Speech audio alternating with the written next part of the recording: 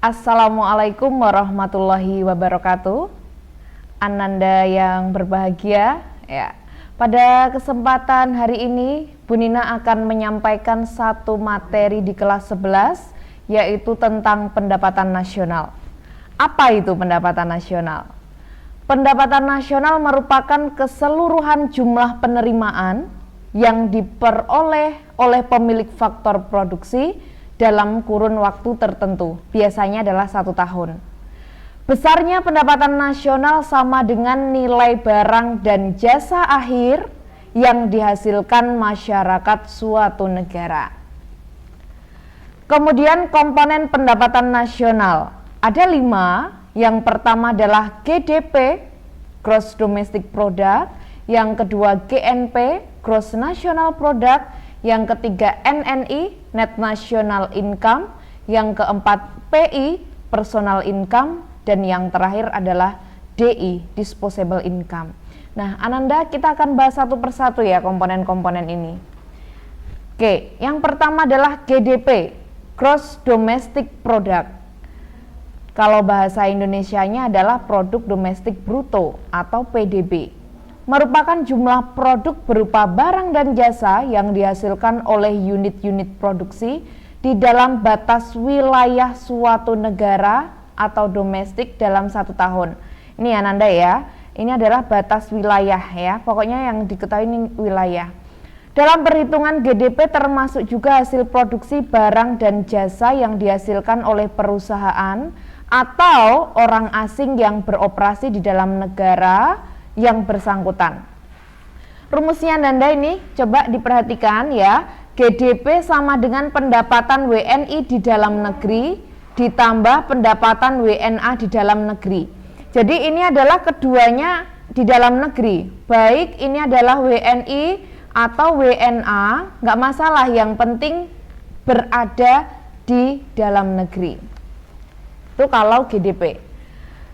Selanjutnya adalah GNP, Gross National Product. Bahasa Indonesianya adalah Produk Nasional Bruto atau PNB, meliputi nilai produk berupa barang dan jasa yang dihasilkan oleh penduduk suatu negara dalam 1 tahun.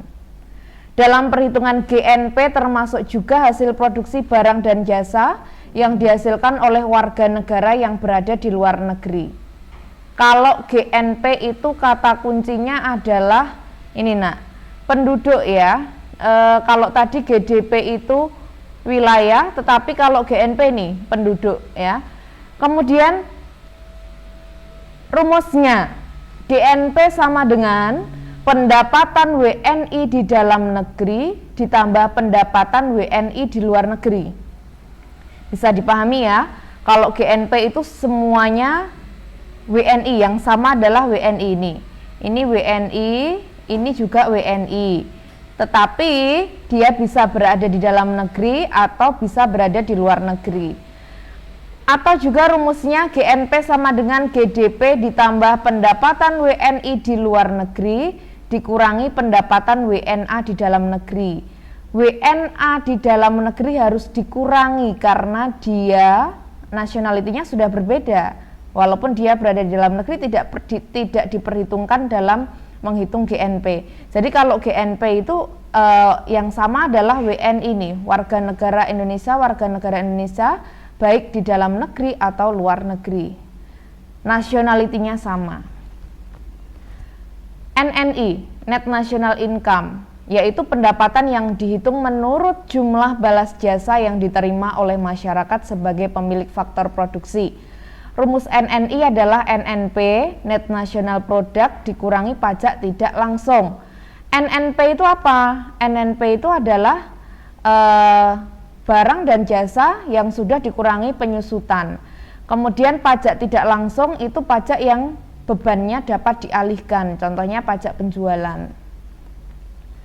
Selanjutnya PI, Personal Income. Pendapatan perseorangan adalah jumlah pendapatan yang diterima oleh setiap orang dalam masyarakat, termasuk pendapatan yang diperoleh tanpa melakukan kegiatan. Rumusnya, PI sama dengan NNI dikurangi laba ditahan, ditambah pajak perseroan, iuran asuransi jaminan sosial, Jadi semua pengeluaran-pengeluarannya harus kita kurangi. Kemudian ditambah dengan transfer payment. Transfer payment itu apa? Ada pembayaran ini ya, ada pembayaran dana pensiun, ini kemudian tunjangan sosial, kemudian bunga utang pemerintah. Terakhir, disposable income, pendapatan yang siap untuk dibelanjakan, pendapatan yang siap untuk dimanfaatkan guna membeli barang dan jasa konsumsi, dan selebihnya menjadi tabungan yang disalurkan menjadi investasi. Rumus DI sama dengan PI dikurangi pajak langsung.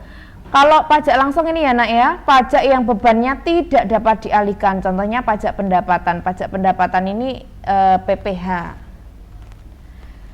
Lanjut, perhitungan pendapatan nasional ada 3 metode. Yang pertama metode produksi. Kalau metode produksi, produk nasional atau produk domestik bruto diperoleh dengan menjumlahkan seluruh barang dan jasa yang dihasilkan oleh berbagai sektor. Rumusnya ada di sini ya nak ya. Kemudian Y itu apa? Y itu adalah produk nasional, Q adalah quantity atau jumlah, kemudian P itu adalah ini price atau harga. Kemudian metode pengeluaran. Menurut metode pengeluaran, pendapatan nasional adalah penjumlahan seluruh pengeluaran yang dilakukan seluruh rumah tangga ekonomi di dalam suatu negara selama periode tertentu. Nah, ini kan di sini disebutkan bahwa seluruh ini ya nak ya, seluruh rumah tangga ekonomi. Rumah tangga ekonomi itu ada RTK, ada RTP, ada RTG. Maka Y sama dengan C konsumsi. Konsumsi itu pengeluaran oleh rumah tangga konsumsi. I adalah investasi, pengeluaran rumah tangga produsen. G itu adalah government atau pengeluaran pemerintah ditambah dengan ekspor dikurangi impor. Metode pendapatan. Kalau menurut metode pendapatan, pendapatan nasional adalah hasil penjumlahan seluruh penerimaan yang diterima para pemilik faktor produksi di dalam suatu negara selama periode tertentu, biasanya adalah 1 tahun. Y sama dengan R ditambah W ditambah I ditambah P. Y adalah pendapatan nasional, kemudian R di sini ini ya, itu rent atau sewa. Kalau sewa itu berarti diterima pemilik faktor produksi apa? Alam. Kemudian kalau W di sini adalah wage atau upah. Kalau upah berarti diterima pemilik faktor produksi tenaga kerja. Kemudian I-nya di sini adalah interest atau bunga modal. Ini diterima oleh pemilik faktor produksi modal ya. Kemudian profit, P itu adalah profit, itu adalah diterima dari pemilik faktor produksi skill. Selanjutnya pendapatan per kapita. Pendapatan per kapita adalah besarnya pendapatan rata-rata penduduk di suatu negara. Rumusnya adalah jumlah pendapatan ya pada tahun tertentu dibagi dengan population atau jumlah penduduk dalam tahun yang sama. Jadi penina ulang, pendapatan per kapita adalah jumlah pendapatan dibagi dengan jumlah penduduk. Baik, untuk memahami materi ini ada beberapa soal. Soal yang pertama, perhatikan kegiatan ekonomi berikut. Ananda ada 5 ya. Berdasarkan pernyataan di atas, kegiatan ekonomi yang tercatat dalam GDP Indonesia ditunjukkan oleh nomor berapa saja. Sebelum menjawab pertanyaan-pertanyaan ini kita pahami dulu tadi apa?